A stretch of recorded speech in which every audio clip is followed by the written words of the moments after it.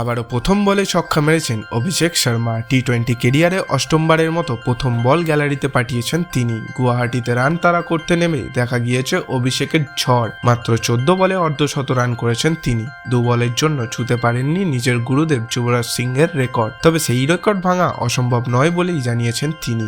যুবরাজের হাতেই তৈরি হয়েছেন অভিষেক। গুরুর মতোই বিধ্বংসী ব্যাটিংও করেন শিষ্য। গুয়াহাটিতে 154 রান তাড়া করতে নেমে 20 বলে 68 রান করেছেন তিনি। মেরেছেন 7টি 4 ও 5টি ছক্কা। ভারত 10 ওভারে খেলা জিতে গিয়েছে। খেলার শেষে অভিষেককে প্রশ্ন করা হয়েছিল, যুবরাজের রেকর্ড একটুর জন্য হাতছাড়া হয়েছে, কি মনে হচ্ছে তোমার? জবাবে অভিষেক বলেন, দেখুন, ওই রেকর্ড ভাঙা কঠিন, কিন্তু বলা যায় না, যে কোনো ব্যাটার সেই রেকর্ড ভাঙতে পারেন। আমিও পারি। আমারও মনে হয় এখনকার দিনে অনেকেই দ্রুত গতিতে ব্যাট করতে পারে। এই সিরিজে সেটা দেখা গিয়েছে। খুবই মজা হচ্ছে। অভিষেকের কথা থেকে স্পষ্ট, তিনি গুরুর রেকর্ড ভাঙার চেষ্টা হয়তো পরের ম্যাচেই করবেন। বেশিরভাগ ম্যাচেই ভারতের ভিত করে দেন অভিষেক। এই ম্যাচেও সেটাই করেছেন তিনি। কি পরিকল্পনা করে নামেন অভিষেক? ভারতের বাঁহাতি ওপেনার বলেন, আমার কাছে দল এটাই চায়। আমি প্রতি ম্যাচে ভালো খেলার চেষ্টা করি, তবে বারবার তো সফল হওয়া যায় না। আমার মনে হয় মানসিক শক্তি খুবই জরুরি, পাশাপাশি ফুরফুরে সাজঘর থাকাটাও জরুরি। 8 বার ইনিংসে প্রথম বলে ছক্কা মেরেছেন অভিষেক। কিভাবে এই অসাধ্য সাধন করেন তিনি?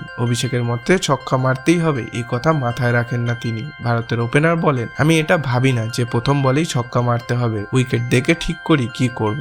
ভাবি বোলার যদি প্রথম বলে আউট করতে চায় তাহলে কোথায় বল করবে, সেসব ভেবে আমি প্রথম বল খেলি। ফিল্ডিং দেখে সেটাও খেলার চেষ্টা করি। অভিষেকের ব্যাটিং দেখতে হতভম্ব নিউজিল্যান্ডের ক্রিকেটাররা। খেলার শেষে দেখা যায় ড্যারেল মিচেল ও গ্লেন ফিলিপস গিয়ে অভিষেকের ব্যাট পরীক্ষা করে দেখছেন। তারা বোঝার চেষ্টা করছেন কিভাবে এত বড় বড় ছক্কা মারেন অভিষেক। তা দেখে হেসে ফেলেন ভারতের অধিনায়ক সূর্যকুমার যাদব।